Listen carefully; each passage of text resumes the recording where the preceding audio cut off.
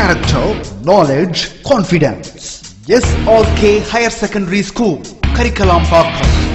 I love my school, SRK. Best of the best is SRK. Bright future means SRK.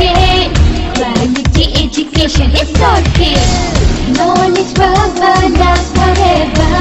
Textbook friends, easy for sure. Lovely teachers and promise them. What's the culture we will start? I love my school, SRK. Best of the best is SRK. Bright future means SRK. Quality education, SRK. Admission is going on from pre-KG to 12th standard. Group A1A, Maths, Physics, Chemistry, Biology. Group A1B, Physics, Chemistry, Computer Science and Biology. Group A2, Maths, Physics, Chemistry and Computer Science. Group A3, Accountancy, Economics, Commerce and Computer Application. SRK Higher Secondary School, 45/7, Dilliyanur Main Road, Karikalampakkam, Puducherry 7. Hello students, good evening to all. Welcome back to our 11th commerce class. So last கிளாஸில் என்ன பார்த்தோம் அப்படின்னா காமர்ஸோட history background எப்படி இருந்தது சப்கான்டினென்ட்டில் அப்படின்ற heading unit பார்த்துட்டு இருந்தோம் இல்லையா. ஸோ அதோட கண்டினியூஷன் தான் இந்த கிளாஸில் பார்க்க போகிறோம். என்னென்ன பார்த்துருப்போம், நம்ம இன்ட்ரொடக்ஷன் பார்த்துருப்போம். அண்ட் கோஸ்டல் ட்ரேட் எப்படி இருந்தது ஏன்ஷியன் தமிழ்நாட்டில் பார்த்தோம். அண்ட் ரோல் ஆஃப் கவர்மெண்ட் என்னென்ன ஃபெசிலிட்டிஸ் ப்ரொவைட் பண்ணாங்க அப்படின்னு பார்த்தோம் இல்லையா. ஸோ இந்த கிளாஸில் நம்ம என்ன பார்க்க போகிறோம் அப்படின்னா அதோட continuation contribution of Kautilya to trade. So ட்ரேடுக்கு கௌட்டில்யாவோட கான்ட்ரிபியூஷன் எவ்வளோ தூரம் இருந்தது அதை பற்றின டீட்டெயில்ஸ் எல்லாமே வந்து கண்டினியூ ஆக போகுது. Let us see. Kautilya's Arthashastra describes economy in Mauryan time. So நம்ம முன்னாடியே ஆல்ரெடி பார்த்தோம் இல்லையா ஹிஸ்ட்ரி படிக்கக்குள்ளே இதோட ஸ்டார்டிங் பேஸில் கௌட்டில்யா வந்து ஒரு அர்த்தசாஸ்திரா அப்படின்ற ஒரு புக் எழுதினார் அப்படின்னு சொல்லிட்டு அவரோட அர்த்தசாஸ்திரா புக்கில் என்ன டிஸ்கிரைப் பண்ணியிருக்கான், மௌரியன் டைமில் வந்து எக்கனாமியை பற்றி வந்து அதெல்லாம் எக்ஸ்பிளைன் பண்ணியிருக்காங்க அப்படின்னு சொல்கிறாங்க. சரிங்களா. அப்புறம் பொருளாதாரம் எப்படி இருந்தது அப்படின்றதெல்லாம் வந்து டிஸ்கிரைப் பண்ணியிருக்காங்க. This brought out history of marketing practice some 2000 years ago. So பார்த்தீங்க அப்படின்னா 2000 years ago முன்னாடி பிஃபோர் 2000 years முன்னாடியே என்ன ஆகுது அப்படின்னா இதை பற்றின ஹிஸ்ட்ரி எல்லாத்தையும் வந்து சொல்லியிருக்காங்க அப்படின்னு சொல்லியிருக்காங்க. According to Kautilya, trade in medieval India was centralized since the commodities produced could not be sold in the location of production. The state designated certain places for selling the commodities. It levied duties on goods brought into the city and could be sold after payment of duty. Only certain merchants were authorized to engage in trade. So என்ன சொல்கிறாங்க அப்படின்னா ஒன்றும் இல்லை. இப்போ இந்த பீரியட்ஸில் பார்த்தீங்க அப்படின்னா ஒரு சென்ட்ரலைஸ்டு ஒரு பிளேஸ் வச்சுருந்தாங்க. சரிங்களா. அதுக்கப்புறம் என்ன ஆச்சு அப்படின்னா கமோடிட்டிஸ் ப்ரொடியூஸ் பண்ணுற கமோடிட்டிஸ் எல்லாமே ஒரு ப்ரொடியூஸ் பண்ணக்கூடிய அந்த லொக்கேஷன்லேயே வந்து சோல்ட் பண்ணல, தட் மீன்ஸ் சேல் பண்ணல அப்படின்னு சொல்லியிருக்காங்க. Sold in the location of production. ஓகேவா. ஸோ அப்போ அந்த ஸ்டேட் என்ன பண்ணுது அப்படின்னா ஒரு சர்டைன் பிளேஸ் ஒரு பொருளை விற்கிறதுக்காக சர்டைன் பிளேஸஸை வந்து ஃபிக்ஸ் பண்ணியிருக்காங்க, அதான் டெசிக்னேட்டட் பண்ணியிருக்காங்க certain places for selling the commodities. Not only that என்ன பண்ணியிருக்காங்களா, it leave it duties on goods brought in to the city. So ஒரு பொருளை வந்து நம்ம சிட்டிக்குள்ளே வருது அப்படின்னா அதுக்கான தனியாக ஒரு டியூட்டிஸ் வந்து பே பண்ணிட்டு தான் வரணும் அப்படின்னு சொல்லியும் கொண்டு வந்திருக்காங்க. Okay. And good be sold after the payment of duty. அந்த மாதிரி அவங்க டியூட்டி பே பண்ணால் மட்டுமே என்ன பண்ண முடியுமா அவங்களோட கமோடிட்டிஸை அவங்க சேல் பண்ண முடியும் அப்படின்னு சொல்லியிருக்காங்க. Only certain merchants were authorized to engage in trade to sell at prices fixed by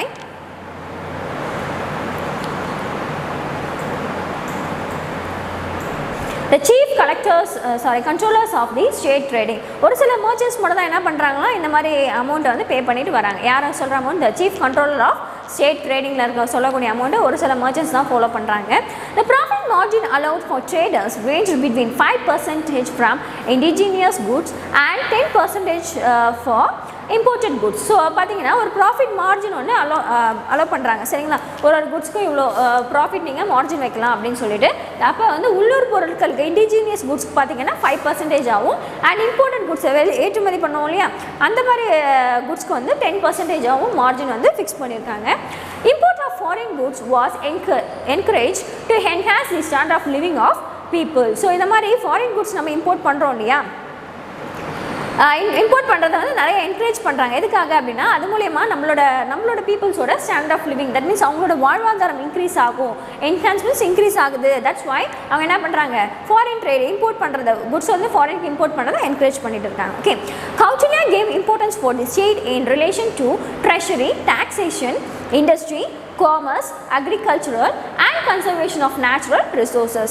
So next Kautilya வேறு எதுக்கெலாம் இம்பார்ட்டன்ஸ் கொடுத்தாரு அப்படின்னு பார்த்தீங்கன்னா முக்கியமாக இதில் treasuries, taxation. What is mean by ட்ரெஷரிமா, கருவூலம் அப்படின்னு சொல்லுவோம் இல்லையா. So that is treasury. Taxation உங்களுக்கு தெரியும் இல்லையா, டேக்ஸ் வரி கட்டுறது, வரி செலுத்துறதெல்லாம் இருக்கு இல்லையா. So that is taxation. Industry வந்து தொழிற்சாலைன்னு சொல்லுவோம். காமர்ஸ்ன்றது வணிகம் நம்மளுக்கு தெரியும். அண்ட் அக்ரிகல்ச்சர்ஸ் ஒரு விவசாயம் பண்ணுறோம் இல்லையா. So that and natural resources ஒரு சில இயற்கை வளங்கள்லாம் இருக்கும் இல்லையா. ஸோ அது எல்லாத்துக்குமே முக்கியமாக இம்பார்ட்டன்ஸ் வந்து கௌட்டில்யா பீரியட்ஸில் கொடுக்கப்பட்டது. Arthashastra focused on creation of wealth as it means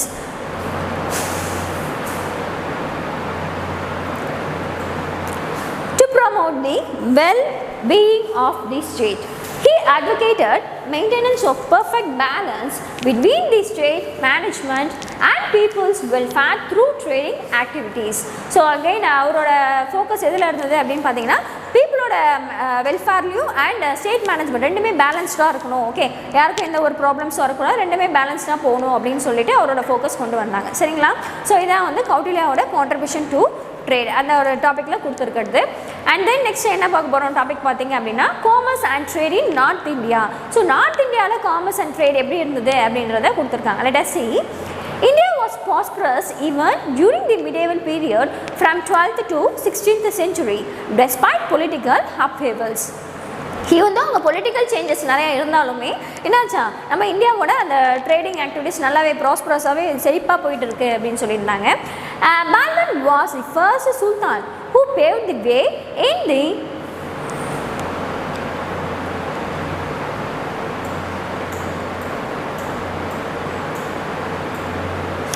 dense forest and helped traders on their commercial caravans to move from one marketplace to another. So பால்பன்ன்றது ஒரு சுல்தான். ஓகே, ஸோ அவர் என்ன பண்ணுறாரு அப்படின்னா ஒரு டென்ஸ் ஃபாரஸ்ட் அடர்த்தியான காட்டுக்குள்ளே என்ன பண்ணுறாரு, ரோட் ஃபெசிலிட்டிஸ்லாம் செஞ்சு கொடுக்குறாரு. எதுக்காக செஞ்சு கொடுக்குறாரு, அவர் எதனால இதை பண்ணுறாரு அப்படின்னா அவர் ஹெல்ப் பண்ணுறாரு யாருக்கு, ட்ரேடர்ஸ் அண்ட் கமர்ஷியல் கேரவன்ஸ்க்கு. ஓகே, கூண்டு வண்டிகள்லாம் போகும் இல்லையா.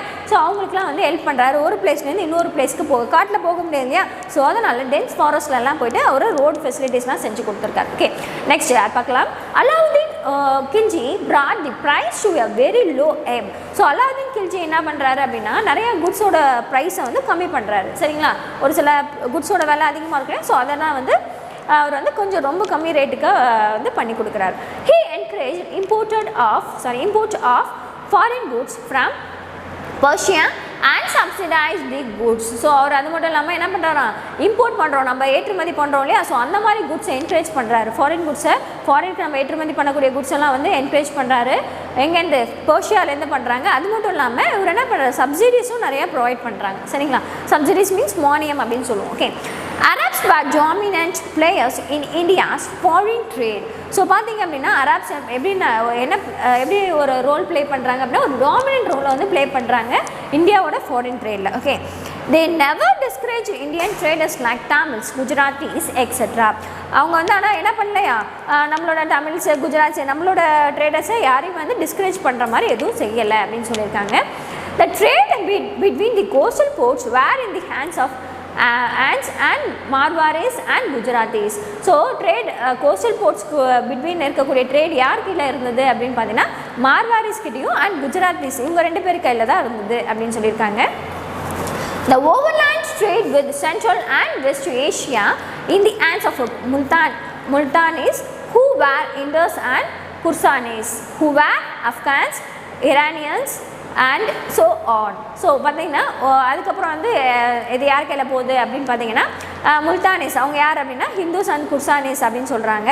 அவங்க எங்கே இருக்காங்க அப்படின்னா ஆப்கான்ஸ் அண்ட் ஹிரானிஸ் அங்கே இருக்கவங்க அப்படின்னு சொல்லியிருக்காங்க. Okay, next during sultanate period trade flourished due to the establishment of currency system based on silver and copper. அதுக்கப்புறம் பார்த்தீங்கன்னா சுல்தான் பீரியடில் பார்த்தீங்கன்னா ட்ரேட் வந்து நல்ல ஃபேமஸாக இருந்தது.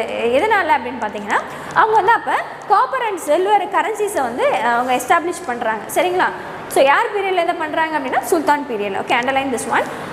Moorish traveler described the teeming market of big cities in the Gangetic Plains, Malwa, Gujarat and south India. So மூரிஷ்ன்றவர் ஒரு ட்ராவலர் சரியா. ஸோ அவர் என்ன பண்ணியிருக்காரு அப்படின்னா இந்த மாதிரி கேஞ்சடிக் பிளேன்ஸ், மால்வார், குஜராத் இதை பற்றின டீட்டெயில்ஸ்லாம் வந்து describe பண்ணியிருக்காராம்.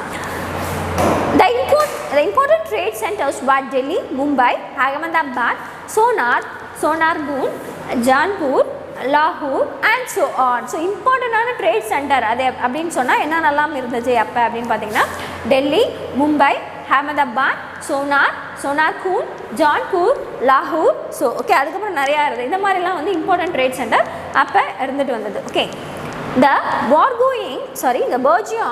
burgeoning foreign trade led to the development of marketplace in the towns and village. India's handicraft commanded a good foreign market. India imported horses, dry fruits, precious stones, glassware, high-grade textiles, raw silk, corals, scented oil, velvets, etc. So பார்த்திங்க அப்படின்னா இந்தியாவோட ஹேண்ட்கிராஃப்ட்ஸ்க்குலாம் நிறைய commanded foreign markets வந்தது. And அதில் என்னென்னலாம் import பண்ணாங்க அப்படின்னு பார்த்தீங்கன்னா horses, dry fruits, precious stones, glassware அதெல்லாம் வந்து அவங்க இம்போர்ட் பண்ணுறாங்க. ஸோ தெரியும் இல்லையா அவங்க குதிரைலாம், ஹார்சஸ் குதிரை அப்படின்னு மீனிங். அண்ட் ட்ரை ஃப்ரூட்ஸ்னால் உலர் பழங்கள்லாம் இருக்கும் இல்லையா. ஸோ வந்து அண்ட் ப்ரெஷியஸ் ஸ்டோன்ஸ் அப்படின்னு சொல்லுவாங்க. ஏன்னா அது ஒரு விலை மதிப்பற்ற கற்கள் அப்படின்னு சொல்லுவாங்க இல்லையா. அது கிளாஸ்வேர்ஸ் கண்ணாடிகள்லாம் இருக்கும் இல்லையா, கண்ணாடி பொருட்கள் அது. And high grade textiles. So glasswares, high grade textiles, நிறைய பெரிய நல்ல துணி இதெல்லாம் இருக்கும் இல்லையா. ஸோ அது அண்ட் கோரல்ஸ் மீன்ஸ் பவளப்பாறைகள் அப்படின்னு சொல்லுவாங்க. சென்டட் ஆயில் அப்படின்னா வாசனை எண்ணெய் அப்படின்னு சொல்லுவோம் இல்லையா. So like that. அண்ட் வெல்வெட்ஸ் அப்படின்னா உங்களுக்கு தெரியும் இல்லையா, வெல்வெட் கிளாத்ஸ்லாம் இருக்கு இல்லையா. ஸோ அந்த மாதிரிலாம் வந்து நிறைய இம்போர்ட் பண்ணிட்டு இருந்தாங்க நம்ம இந்தியாவிலேருந்து. From Kabul, Arabia, Europe, west Asia and China. எங்கேருந்து பண்ணியிருந்தாங்க? Kabul, Arabia, Europe, west Asia and China. So இங்கேருந்துலாம் வந்து அவங்க இம்போர்ட் பண்ணிட்டு இருந்தாங்க. Indian products were exported to East Africa, Malaya, China and Far East. Trade was conducted through overland routes with Afghanistan, Central Asia and Persia. India conducted foreign trade via land route with Quetta, Khyber Pass, Iraq and Bukhara. So India again என்ன ஆகுது அப்படின்னா Persia மூலயமா வந்து அவங்க foreign trade பண்ணிட்டு இருக்காங்க. இது மூலயமா லேண்ட் ரூட் எங்கேருந்து லேண்ட் ரூட் வந்து Quetta, Khyber pass, Iraq and Bukhara. So இங்கேருந்து வந்து என்ன பண்ணுறாங்க ட்ரேட் வந்து பண்ணிட்டு இருக்காங்க. The traders of Malabar, Gujarat and foreign settlers in the ports of Calicut, Kumphat and Mangalore controlled a major business sector in port cities. So and then பார்த்தீங்க அப்படின்னா traders எங்கேருந்து வந்த ட்ரேடர்ஸ் எங்கேருந்து Malabar, Gujarat and foreign. So இங்கேருந்து வந்த traders எல்லாமே என்ன பண்ணிட்டாங்க, இந்த கேலிக்கட், கும்பாட் அண்ட் மேங்களூர் இங்கே போய் செட்டில் ஆகிட்டு அவங்களே என்ன பண்ணிட்டாங்க, இந்த பிஸ்னஸை வந்து அவங்களோட ஆதிக்கத்துக்கு கொண்டு வர ஆரம்பிச்சிட்டாங்க. சரிங்களா. ஸோ இதை தான் வந்து இதில் சொல்லியிருக்காங்க. And next topic is trade with Rome and China and Europe. So எப்படி ட்ரேட் வந்து சைனா, யூரோப் இவங்களுக்குள்ள நடந்தது. Let us see. Roman and Greek traders frequented the ancient Tamil country and foreign trade relationship with ancient kings of Pandya, Chola and Chera dynasty. So பார்த்தீங்கன்னா நம்ம தமிழ் கண்ட்ரியில் இருக்கக்கூடிய ancient kings Chera, Chola, Pandiyan பார்த்துருப்போம் இல்லையா. ஸோ அவங்க கூட யார் வந்து ட்ரேட் பண்ணுறாங்க அப்படின்னா ரோமன் அண்ட் கிரீக் ட்ரேடர்ஸ். இவங்களாம் வந்து ரெண்டு பேரும் வந்து நம்ம ஏன்ஷியன்ட் கிங்ஸ் கிட்ட வந்து ட்ரேட் வந்து பண்ணிட்டு இருந்திருக்காங்க. ஓகே, ஒரு ரிலேஷன்ஷிப்பில் இருந்தாங்க. Cholas had a strong trading relationship with Chinese Song dynasty. So Cholas பார்த்தீங்கன்னா சைனீஸ் சோங் டைனாஸ்டி கிட்ட ஒரு ட்ரேடிங்கில் நல்ல ஒரு ரிலேஷன்ஷிப்பில் இருந்துட்டு இருக்காங்க. The Cholas conquered the Sri Vijaya Empire of Indonesia and Malaysia to secure a sea trading route to China. So அப்போ விஜய எம்பையரை யார் கான்க்யூர் பண்ணுறது அப்படின்னா கைப்பற்றுறதுன்னு பார்த்தீங்கன்னா சோலாஸ் வந்து கைப்பற்றுறாங்க. அது எங்கே இருந்தது? இந்தோனேஷியா அண்ட் மலேசியாவில். அண்ட் தென் என்ன பண்ணுறாங்க அப்படின்னா ஒரு சீ ரூட் வந்து சைனாக்கு அவங்க செக்யூர் பண்ணி தராங்க. சரிங்களா. Next one, during the 16th and 18th century India's overseas trade expanded due to trading with European companies. So பார்த்தீங்க அப்படின்னா 16th 17th centuryலே வந்து நிறையா வந்து ட்ரேட் வந்து எக்ஸ்பேண்ட் ஆக ஆரம்பிச்சிச்சு. ஏன் அப்படின்னா நம்ம யூரோப்பியன் கம்பெனிஸ் கூட ட்ரேட் பண்ணுறதால நிறையா வந்து டெவலப் ஆகிட்டு இருந்தது. The discovery of new all sea routes from Europe to India via Cape of Good Hope by Vasco da Gama had for reaching impact on the civilized world. So Vasco ட gamma சீ root கண்டுபிடிச்சாரு, நம்மளுக்கு தெரியும் இல்லையா. So அதுக்கப்புறமும் என்ன ஆச்சு அப்படின்னா நிறையா இந்த ட்ரேடிங் வந்து டெவலப் ஆக ஆரம்பிச்சது. Okay, the The arrival of Portuguese in India was followed by the advent of other European communities. So and then அந்த Portuguese உள்ள வர ஆரம்பிக்கிறாங்க. அவங்களோட அரைவலுக்கு அப்புறம் நிறைய பேர் ஃபாலோ பண்றாங்க நம்ம ட்ரேட் பண்றது நம்ம கிட்ட. Okay, India's maritime trade was a monopolized one over Europeans, and at one stage the global trade share of India was 55%, which is just 2% in 21st century. So முன்னாடிலாம் நம்மளோட ஷேர் எவ்வளோ இருந்ததா 55% இருந்துட்டு வந்தது. Underline this one. ஓகே, ஒரு காலத்தில் வந்து 55% இருந்துட்டு வந்தது. ஆனால் இப்போ என்ன ஆயிடுச்சு அப்படின்னு பார்த்தீங்கன்னா 2% 21st சென்ச்சுரியில் கம்மியாகிட்டு இருக்குது அப்படின்னு சொல்கிறாங்க. The Europe merchants who came to India were not only individual merchants but also represent their respective governments. So Europeans உள்ளே வந்தாங்க இல்லையா, அவங்க வந்து வணிகத்துக்காக மட்டும் வரல, அவங்க என்ன பண்ணிட்டாங்க, அவங்களோட கவர்மெண்ட்டை உள்ளே என்டர் பண்ணிட்டாங்க, ரெப்ரசன்ட் பண்ணிட்டாங்க. They gained a strong foothold in India's maritime trade by virtue of their strong naval power. So அவங்களோட naval power மூலமா என்ன பண்ணிட்டாங்க அப்படின்னா நம்ம இந்தியாவில் அவங்களோட ட்ரேடை வந்து நல்லா எப்படி சொல்கிறது நல்லா வந்து கொண்டு வர ஆரம்பிச்சிட்டாங்க. In course of time, their commercial motivates turned into territorial ambition like the East India Company, which became the British Empire. Next வந்து ஈஸ்ட் இந்தியா கம்பெனி உள்ள வந்தது நமக்கு தெரியும் இல்லையா. அப்போ அதுக்கப்புறம் என்னவா அதை மாற்றிட்டாங்க அப்படின்னா பிரிட்டிஷ் எம்பையர் அப்படின்னு சொல்லி மாற்றிருக்காங்க. சரிங்களா. Next one, textiles and shipbuilding earned name and fame in the 17th and 18th century. So 17th and 18th centuryலலாம் பார்த்தீங்கன்னா அப்போ நல்லா ஃபேமஸாக இருந்தது எதுன்னு பார்த்தீங்கன்னா இது மாதிரி துணி ட்ரேடும் அண்ட் ஷிப்பிங். ஓகேவா, ஷிப் பில்டிங் இது ரெண்டுமே வந்து நல்லா ஃபேமஸாக இருந்தது. Britisher gradually abolished princely order இந்த இந்தியன் டெரிட்டரிஸ். அதுக்கப்புறம் பிரிட்டிஷர் என்ன பண்ணுறாங்க, அவங்களோட ஆதிக்கத்தை காட்ட ஆரம்பிக்கிறாங்க. ஸோ நம்மளோட கண்ட்ரீஸில் இருக்க பிரின்சஸ் இளவரசர்கள்லாம் இருப்பாங்களே அவங்களோட ஆர்டர்ஸ்லாம் வந்து அவங்க அபாலிஷ்னாலே செய்யப்படுறாங்க. சரியா.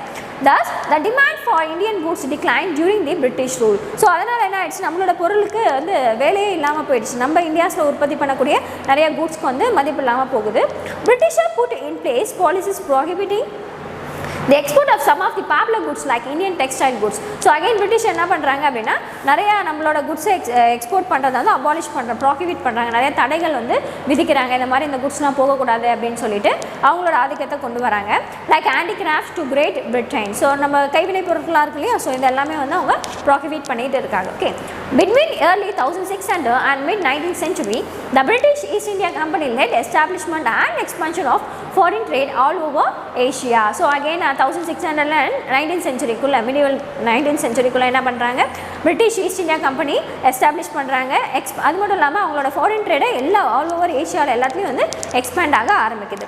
Although initial interest of the East India Company was aimed at reaping profit, their single-minded focus was on the establishing a trade monopoly throughout Asia Pacific made them hurdling agent of British colonial imperialism அப்படின்னு சொல்லியிருக்காங்க. என்னென்னா அதுக்கப்புறம் அவங்களோட main focus என்னவாயிடுச்சு அப்படின்னா profit aim பண்ணணும், அதுதான் வந்து அவங்களோட மெயின் எய்ம் ஆகிடுச்சு, அதான் ரீப்பிங் ப்ராஃபிட் அப்படின்னு சொல்லியிருக்காங்க. ஸோ அதுக்காக ஒரு பர்சன் அப்பாயின்மெண்ட் பண்ணி அவங்களால வந்து அதை வந்து பார்த்து மேனேஜ் பண்ணி கொண்டு வராங்க. அவங்களோட ரூல்ஸ் அண்ட் ரெகுலேஷன்ஸ் அதெல்லாம் ஃபாலோ பண்ணி ஒரு பர்டிகுலர் பர்சன் அப்பாயின்ட் பண்ணி மெயின் எய்மே வந்து அவங்களுக்கு ப்ராஃபிட் ஏர்னிங்காக ஆகிடுச்சு. சரிங்களா. ஸோ இதை தான் வந்து கொடுத்துருக்காங்க இந்த பேரால. நெக்ஸ்ட் டாபிக் என்ன பார்க்க போகிறோம் அப்படின்னு பார்த்தீங்கன்னா பார்ட்டர் சிஸ்டம். ஸோ இதுலேருந்து நம்மளுக்கு காமர்ஸ் ஸ்டார்ட் ஆகுதுமா. இதுவரை நம்ம என்ன பார்த்தோம் அப்படின்னா ஹிஸ்ட்ரி பார்த்துட்டு இருந்தோம். ஓகே, ஸோ அதோட காமர்ஸோட ஹிஸ்ட்ரி எப்படிலாம் வந்தது, யாரெல்லாம் வந்து கொண்டு வந்தா அப்படின்னு சொல்லிட்டு இப்போ தான் நம்மளோட காமர்ஸ் செஷன் வந்து ஸ்டார்ட் ஆக போகுது. Barter system. So barter system அப்படின்னா இப்போ நம்ம முன்னாடியே ஜஸ்ட் ஒரு இன்ட்ரோ பார்த்துருப்போம். ஏன்னா அது exchange one goods for another goods இல்லையா. So that is barter system. Okay, let us start. Goods were exchange for one goods prior to invention of money. Barter system worked on certain condition mentioned below. So barter system என்றது என்னது, goods were exchanged for goods. ஒரு பொருளுக்கு இன்னொரு பொருளை நம்ம exchange பண்ணுறோம் இல்லையா. So that is call barter system. அது எப்போ நடந்தது அப்படின்னா before the invention of money. Okay, money வந்து தட் மீன்ஸ் கேஷ் உள்ளே வரதுக்கு முன்னாடியிலேருந்து என்ன ஆகுது, இந்த barter system தான் ஃபாலோ பண்ணிட்டு இருந்தாங்க. Okay, first point, each party to barter must have surplus stocks for the trade to take place. So இதை பார்ட்டரில் எத்தனை பார்ட்டி இருக்கணும் அப்படின்னு பார்த்தா 2 பார்ட்டி இருக்கணும். ஓகே, 2 பேர் இருந்தால் தான் என்ன பண்ண முடியும், பார்ட்டர் சிஸ்டம் அங்கே ரன் ஆகும். So each party to partner must have a surplus. Okay, அவங்ககிட்ட என்ன இருக்கணும், சர்ப்ளஸ் ஸ்டாக்ஸ் வந்து இருக்கணும். அவங்ககிட்ட இருக்கக்கூடிய பொருட்கள் அதிகமாக இருக்கணும், தேவைக்கு அதிகமாக இருந்தால் மட்டுமே பார்ட்டர் சிஸ்டம் அங்கே ரன் ஆகும். Okay, surplus stocks for the trade to take place. Okay, சர்ப்ளஸாக அதிகமாக ஸ்டாக்ஸ் இருந்தால் மட்டுமே பார்ட்டர் சிஸ்டம் அங்கே 2 பேருக்குள்ள நடக்கும் அப்படின்னு சொல்லியிருக்காங்க. And second point, both the buyers and sellers should require the goods each other desperately, that is double coincidence of wants. So இப்போ ரெண்டு பேர்கிட்ட சர்ப்ளஸ் ஸ்டாக் இருக்குன்னு சொல்லி பார்த்தோம் இல்லையா ஃபர்ஸ்ட் பாயிண்டில். அண்ட் தென் என்ன பண்ணுறாங்க அப்படின்னா அந்த சர்ப்ளஸ் ஸ்டாக்கு ரெண்டு பேருக்குமே ரெக்குயர்மெண்ட்ஸாக இருக்கும், தேவைப்படணும் அப்படின்னு சொல்கிறாங்க. அதான் both the buyers and sellers should require the goods each other. ரெண்டு பேருக்குமே என்ன ஆகணும், அவங்கக்கிட்ட இருக்க பொருள் தேவைப்படணும், ரெக்குயர்மெண்ட்டாக இருக்கணும் அப்படின்னு சொல்கிறாங்க. அதை தான் என்னன்னு சொல்லியிருக்காங்க, டபுள் கோயின்சிடென்ஸ் ஆஃப் வான்ஸ். ரெண்டு பேருக்குமே அந்த கோயின்சிடென்ஸ் ஆஃப் வான்ஸ் கண்டிப்பாக இருக்கணும். ஸோ அப்படி இருந்தாலும் மட்டுமே என்ன ஆக முடியும், பார்ட்டர் சிஸ்டம் அங்கே ப்ளேஸ் ஆகும். Okay, third point, buyer and seller should meet personally to effect the exchange. So இந்த barter system ரன் ஆகும்னா கண்டிப்பாக buyer and seller face to face meet பண்ணால் மட்டுமே என்ன ஆகும், barter system அங்கே ரன் ஆகும். Okay, so buyer and seller should meet personally to effect the exchange அப்படின்னு சொல்லியிருக்காங்க. சரிங்களா? ஸோ இந்த 3 பாயிண்டில் நம்ம பார்த்தாலே barter சிஸ்டம்னா என்னன்னு புரியும். ஒன்றும் இல்லை, குட்ஸை வந்து ஒரு குட்ஸ்க்கு இன்னொரு குட்ஸை நம்ம எக்ஸ்சேஞ்ச் பண்ணுறோம் இல்லையா, so that is call barter system. இந்த barter சிஸ்டம் நடக்கணும்னா ரெண்டு பேர் இருக்கணும். ஓகே, ரெண்டு பேர் மட்டும் இருந்தால் போதாது. அண்ட் ரெண்டு பேர்கிட்டையும் அவங்கக்கிட்ட இருக்கக்கூடிய ஸ்டாக் வந்து சர்ப்ளஸாக அதிகமாக இருக்கணும், அளவுக்கு அதிகமாக இருக்கணும். அண்ட் அந்த மாதிரி அளவுக்கு அதிகமாக இருக்கக்கூடிய பொருள் வந்து என்ன பண்ணும், இன்னொரு பர்சன் இருக்காங்க இல்லையா, ஸோ அவங்களுக்கு தேவைப்படணும். அவங்கக்கிட்ட பொருள் நம்மளுக்கு ரெக்குயர்மெண்ட்ஸ் நம்மளுக்கு தேவையாக இருந்தால் மட்டுமே என்ன பண்ண முடியும், barter சிஸ்டம் ரன் ஆகும். இந்த மாதிரி barter சிஸ்டம் நடக்கக்குள்ளே என்ன பண்ணலாம், ரெண்டு பேரும் பர்சனல் எக்ஸ்சேஞ்ச் பண்ணிக்கலாம், ஃபேஸ் டு ஃபேஸ் கான்டாக்ட் பண்ணி. சரிங்களா? So that is called barter system. Okay, let us see constraints in barter system. Barter system envisages mutual exchange of one's goods to other without the intervention of money as a medium of exchange. It imposes certain constraints in the smooth flow of trade as explained below. So என்னது again அதே தான் சொல்லியிருக்காங்க, barter systemனா என்னது, exchange of one goods to another goods அப்படின்னு சொல்லியிருக்காங்க without the intervention of money. இதில் என்ன பண்ணாது அப்படின்னா மணியோட இன்டர்வென்ஷன் இருக்காது, இதில் மணிக்கு எந்த ஒரு வேலையும் இருக்காது. ஒரு பொருளை கொடுத்துட்டு இன்னொரு பொருளை வாங்கிப்போம், அவ்வளோதான். இதில் நம்ம கேஷ் கொடுக்கவும் போகிறதில்ல, வாங்கவும் போகிறதில்ல. சரிங்களா? Okay, the first constraint is lack of double coincidence of wants. So அங்கே என்ன இருக்கணும் அப்படின்னா lack of coincidence of wants. But ஆனால் இங்கே என்ன இல்லை, அது lack of double coincidence of wants ஆப்சன்ஸில் இருக்குது. lack means absence அப்படின்ற மீனிங். சரிங்களா? அப்போ absence of double coincidence of wants அப்படின்னு சொல்லியிருக்காங்க. So see, unless two persons who have surplus have the demand for the goods possessed by each other, barter could not materialize. For instance, A is having a surplus of groundnut and B is possessing rice in surplus. In this case, A should be in need of rice possessed by B, as the latter should desperately need groundnut possessed by A. If this coincidence of wants does not exist, barter cannot take place. So என்ன சொல்லியிருக்காங்க, unless two persons who have surplus have the demand for the goods. Same அதே தான் சொல்கிறாங்க. என்னது, ரெண்டு பேரும் அவங்ககிட்ட சர்ப்ளஸாக இருக்கு இல்லையா ஸ்டாக், அது ரெண்டு பேருக்குமே தேவைப்பட்டால் மட்டுமே என்ன பண்ணும், barter சிஸ்டம் அங்கே நடக்கும். இல்லை ரெண்டு பேருக்குமே பொருட்கள் இருக்குது ஆனால் அது தேவைப்படலை ரெண்டு பேருக்குமே அப்படின்னு பார்த்தோன்னா அங்கே என்ன ஆகாது, barter சிஸ்டம் நடக்காது. அப்போ அங்கே absence of coincidence of wants அப்படின்னு சொல்லியிருக்காங்க. ஸோ அதே தான் உங்களுக்கு எக்ஸாம்பிள் கொடுத்துருக்காங்க. A is having surplus of groundnut. A கிட்ட வந்து நிறைய groundnut வந்து அதிகமாக இருக்குது. Okay, and B is possessing rice in surplus. B கிட்ட என்ன இருக்கா, ஒரு ரைஸ் அதிகமாக இருக்குது. Okay, in this case A should be in need of rice. ஆனால் ஏக்கு வந்து ரைஸ் தேவைப்படுது. But B as a latter should desperately need groundnut possessed by A. So okay, so இதெல்லாம் சொல்லியிருக்காங்க. இதெல்லாம் வந்து என்ன சொல்கிறோம், coincidence of wants அப்படின்னு சொல்லி. ஓகே, நெக்ஸ்ட் ஒன் பார்க்கலாம். அவங்களுக்கு தேவைப்படலை அப்படின்னா அங்கே என்ன இருக்காது, கோயின்சிடென்ஸ் ஆஃப் வாண்ட்ஸ் நடக்காது. Next topic is, sir next heading பார்த்தோம்னா non existence of common measure of value. So barter system could not determine the value of commodities to be exchanged as they lacked commonly acceptable measures to evaluate each and every commodity. It was difficult to compare the values of all articles in the absence of an acceptable medium of exchange. So இந்த மாதிரி நம்ம exchange பண்ணுறோம் இல்லையா, so அந்த டைமில் ஒரு பொருளுக்கும் ஒரு மதிப்பு இருக்குது. ஓகே, அதை மெஷர் பண்ண முடியாது அப்படின்னு சொல்லியிருக்காங்க. சரிங்களா? எல்லா ஐட்டம்ஸ்க்கும் ஒரே வேல்யூ நம்ம சொல்ல முடியாது இல்லையா, அதான் சொல்லியிருக்கேன். It was difficult to compare the value of all articles. எல்லா ஆர்டிகல்ஸோட வேல்யூ நம்மளுக்கு மெஷர் பண்ணுறது டிஃபிகல்ட்டான ஒரு டாஸ்க் அப்படின்னு சொல்லியிருக்காங்க. சரிங்களா? barter சிஸ்டம்ல அது வந்து டிஃபிகல்ட்டான ஒன். ஓகே, நெக்ஸ்ட் இப்போ மீடியம் ஆஃப் எக்ஸ்சேஞ்ச் மணி இருந்துச்சு அப்படின்னா நம்ம என்ன பண்ணலாம், ஒரு பொருளுக்கு இவ்வளோ வேல்யூ இருக்குது அப்படின்னு சொல்லிட்டு நம்ம ஃபிக்ஸ் பண்ணலாம். ஓகே, ஆனால் barter சிஸ்டமில் அது என்ன டிஃபிகல்ட்டான டாஸ்க் அப்படின்னு சொல்லியிருக்காங்க. அண்ட் நெக்ஸ்ட் தேர்ட் பாயிண்ட் பார்த்தோம் அப்படின்னா lack of direct contact between the producer and consumer. So இதில் என்ன இருக்குது, direct contact between producer and consumers absenceல இருக்குது. It was not possible for buyers and sellers to meet face to face in many contexts for exchanging the commodities for commodities. This hindered the process of barter in all practical sense. So barter systemல பார்த்தோம் அப்படின்னா என்னது, ஒருத்தவங்க பார்த்து ஒரு பொருளை exchange பண்ணிக்க முடியும். ஆனால் barter systemல இல்லை, மினிமம் ஆஃப் எக்ஸ்சேஞ்ச் மணி அங்கே இருக்குது அப்படின்னா நம்ம என்ன பண்ண முடியாது, அந்த ப்ரொடியூசரையும் நம்ம பார்க்க முடியாது, கன்சூமரையும் ப்ரொடியூசர் பார்க்க முடியாது. சரிங்களா? இப்போ என்ன இருக்குது, ஒரு சின்ன ஒரு ஃபார் எக்ஸாம்பிள் நான் இப்போ ஒரு மார்க்கர் வச்சுருக்கேன் அப்படின்னா இந்த மார்க்கரை வந்து ப்ரொடியூசர் எங்கே இருப்பார் யாருன்னு தெரியாது இல்லையா?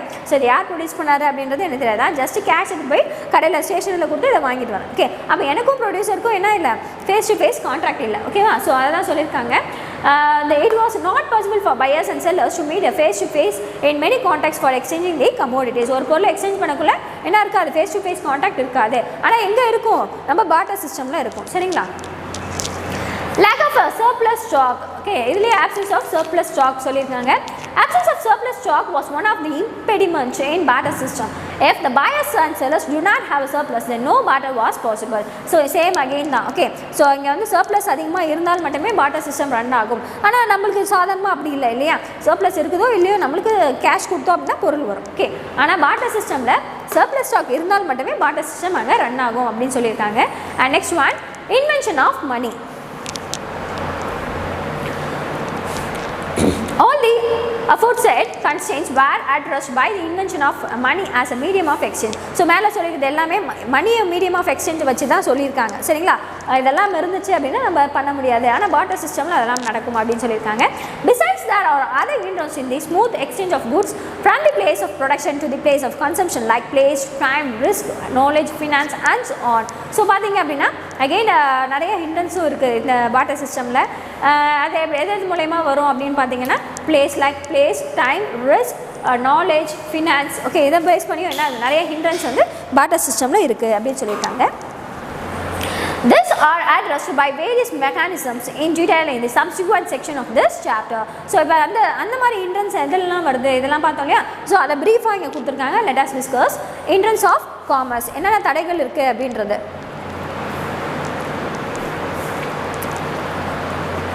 ஓகே, hindrance of commerce பார்த்தீங்கன்னா நிறையா போயிட்டே இருக்கும். சரிங்களா? ஸோ இங்கே பார்த்தோம் இல்லையா, place, time, risk, knowledge. So இதெல்லாம் எப்படின்றத ப்ரீஃபாக நம்ம நெக்ஸ்ட் கிளாஸில் பார்க்கலாம். சரிங்களா? ஸோ ஓகே, இப்போ இதுவரையும் நம்ம படித்ததை என்ன பண்ணுங்கள், ஜஸ்ட் ஒரு ரீகால் பண்ணிகிட்டே வாங்க. கண்டிப்பாக முக்கியமாக பார்த்தீங்க அப்படின்னா பார்ட்டர் சிஸ்டம்லேருந்து கொஸ்டின்ஸ் 2 மார்க்ஸில் கேட்பாங்க. ஸோ புக் பேக்கில் இருக்கும், கண்டிப்பாக அதோட மார்க் பண்ணி நீங்கள் படிக்க ஆரம்பிக்கலாம். அண்ட் அதோட கன்ஸ்டன்ஸ் என்ன அப்படின்றது இம்பார்ட்டன்ட் தான். சரிங்களா? ஸோ இப்போ ஒரு ஹெட்டிங்ஸும் நீங்கள் தெளிவாக படித்து அது உள்ளே இருக்க என்ன எக்ஸ்ப்ளனேஷனும் படித்து சும்மா 2 பாயிண்ட்ஸாக எழுதி பார்த்தா போதும். ஓகே, 5 மார்க்ஸ் வரை கேட்டாங்கன்னா மேக்ஸிமம் ஒரு 5 பாயிண்ட்ஸ் ஒரு 6 பாயிண்ட்ஸ் எழுதுனா போதும். சரிங்களா? Okay, just go through once again. Thank you.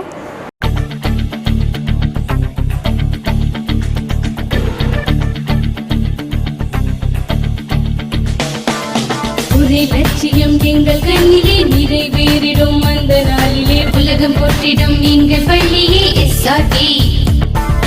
கல்வி பண்புகளை கண்ணின போற்று கலைகள் யாவையும் கைவசமாக்கு பள்ளியின் பெயரை கேட்டால் சொல்லு SRK.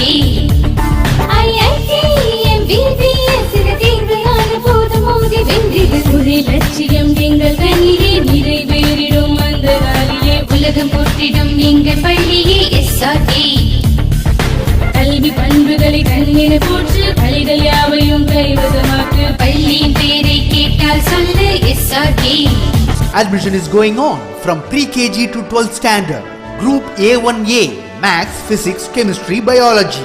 Group A1B Physics, Chemistry, Computer Science and Biology. Group A2 Maths, Physics, Chemistry and Computer Science. Group A3 Accountancy, Economics, Commerce and Computer Application. SRK Higher Secondary School, 45/7, Dilliyanur Main Road, Karikalampakkam, Puducherry 7.